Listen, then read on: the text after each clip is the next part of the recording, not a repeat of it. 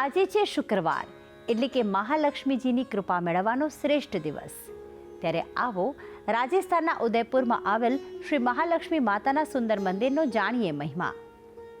ઉદયપુરના ભટિયાલી ચોટામાં સ્થિત છે ખૂબ જ અલૌકિક ધામ કે જેમાં મહાલક્ષ્મી માતાના દર્શન કરવાથી મળે છે સુખ અને સમૃદ્ધિના આશીર્વાદ. ઉદયપુર રાજસ્થાનની સૌથી સુંદર નગરીઓમાંનું એક શહેર કે જે પોતાના ભવ્ય મહેલો, સુંદર તળાવ અને બગીચાઓ અને અતિ પૌરાણિક મંદિરો માટે જગવિખ્યાત છે. આ તમામ મંદિરોમાંના જ એક મંદિર માં મહાલક્ષ્મી મંદિરના આજે આપણે દર્શન કરાવીશું. માં મહાલક્ષ્મી એક સુખ સંપન્નતા અર્પણ કરનાર દેવી છે અને તેમનું એક અદ્ભુત અને મનમોહક સ્વરૂપ અહીં ઉદયપુરના ભટિયાલી ચોટા ખાતે સ્થિત છે કે જ્યાં માં મહાલક્ષ્મીના દર્શન કરવાનો અનેરો મહિમા રહેલો છે. ઉદયપુરની સાંકડી ગલીઓમાંથી પસાર થઈને ભટિયાલી ચોટા પાસે આવીને ભક્તોને દર્શન થાય છે માં મહાલક્ષ્મીના આ અનોખા મંદિરના.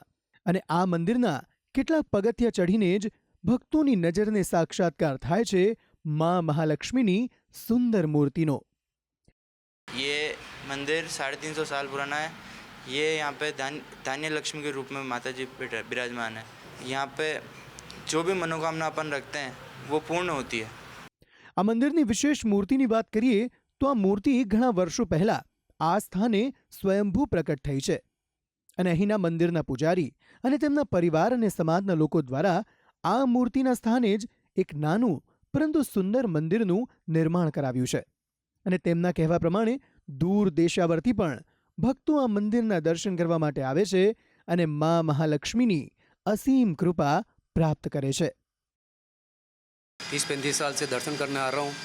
मेरी सारी मनोकामना पूरी हुई है. मैं दोनों वक्त दर्शन करने आता हूँ, आरती में आता हूँ. ये दीपावली के रोज़ भी यहाँ पर अन्नकूट होता है. 3-4 दिन तक दर्शन होते हैं.